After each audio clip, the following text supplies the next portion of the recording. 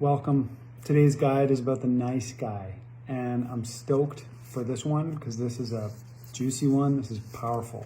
Maybe you've heard this term. It comes from this. It's in reverse, but you can see that it says "No more Mr. Nice Guy." Robert Glover, Dr. Robert Glover came up with this term. A Proven Path, that's his book from many years ago now. Proven Path for Man to get what you want in sex, life, and love. Love, life, and sex. Somewhere it's all scrambled. But breaking down the nice guy is a huge part of doing shadow work inside of men's work. And I want to break down some definitions of how I understand what it is, because when we can name it, we can trap it and tame it and actually work with it. And it's also a core transformation that I've been going through personally because I'm a recovering nice guy. And so I'm going to go over some of how to recognize nice guy syndrome and what it is. But basically, it's the people pleaser. It's the part of a man that is wanting to please others. And is that, clinically, we would call it codependency. And essentially, it's that part of us that thinks or says, I'm okay if you're okay, or more dangerously, I'm only okay if you're okay. So that's the snag, the people-pleasing snag of not self-sourcing your own okayness from your own gravity and from your internal compass.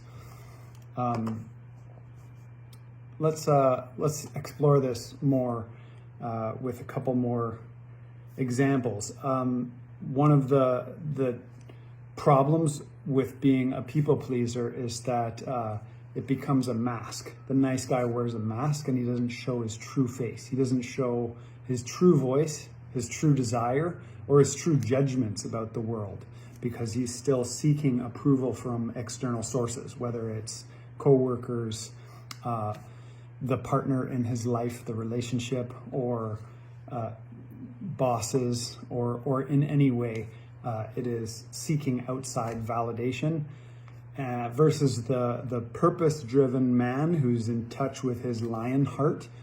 That man has his internal compass intact. That man is aware of his desires and his darkness and has a hand on them. And he also knows that conflict is where the growth happens. The nice guy avoids conflict as if it's kryptonite. The nice guy will avoid and avoid and avoid, and then keep swallowing that whatever it is, that thing that they're aware of that's out of balance, and that they have a place in their warrior of standing up in and correcting. The nice guy judges men who are aggressive because that part of himself is repressed. The nice guy has a fear of being an asshole, has a fear of taking a stand, has a fear of being judged. The nice guy is the perfectionist. The nice guy is afraid to be judged and to be seen as an asshole or a jerk. That dark part of him that is blunt and sharp, and that's not people. That's the opposite of people pleasing. There's a lodestone of power inside of that darkness that the nice guy needs to push through and access in order to clear up and clean up his life. Because one of the core patterns in that nice guy syndrome is not only avoiding conflict, but also getting his needs met in a covert way, getting his needs met in a way that is manipulative, because he's working around the nice guy mask, pretending he doesn't have needs, pretending he's got it all figured out.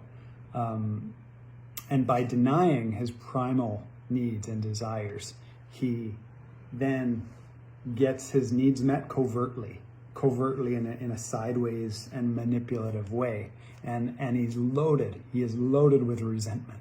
He's loaded with resentment because he's not claiming his needs. One of the core powers to grow the muscle that lets the nice guy pattern get released is the power of claiming space, claiming voice, claiming agency, claiming your desires, claiming your needs, claiming all of it.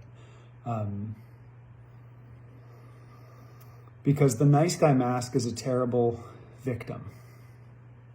And it's there because of some deep wounds, some deep need to hide, some deep sense of lacking permission, some deep sense of not believing he's worthy of claiming his needs and claiming his desire. And there's a fear of that darkness. What more is there to say? I guess confronting the nice guy it's not enough to just become aware of it, because that pattern can keep men trapped and hiding for decades. It's real shadow work to actually slay the nice guy. That's what I like to say, and actually run your fucking sword through his heart, because in that process of killing that false self, there's a huge opening to the truth of who you are as desire in motion. We are made by desire. We are meant to be in touch with our primal desire. So that part of you that is primal, we might call it the dark side, that wants to fight, that wants to fuck, that is wild with those forces and that fire within you. That is part of the core, that dark masculine reclaiming and owning those parts. Because if you're used to if you're not used to being confident, then confidence feels like arrogance. If you're not used to being confident, it can feel like arrogance. And when you're used to being passive, then assertiveness also can feel like aggression.